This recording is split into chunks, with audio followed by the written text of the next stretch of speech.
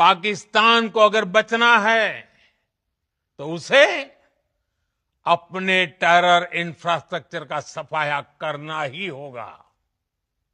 इसके अलावा शांति का कोई रास्ता नहीं है।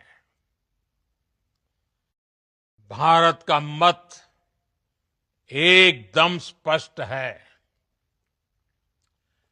टेरर और टॉक एक साथ नहीं हो सकते।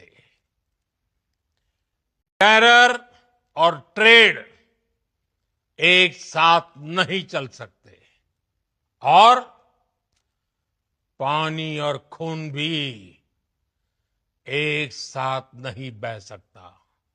मैं आज विश्व समुदाय को भी कहूंगा, हमारी घोषित नीति रही है, अगर पाकिस्तान से बात होगी तो टेररिज्म पर ही होगी। अगर पाकिस्तान से बात होगी तो पाक ऑक्युपाइड कश्मीर, पीओके, उस पर ही होगी।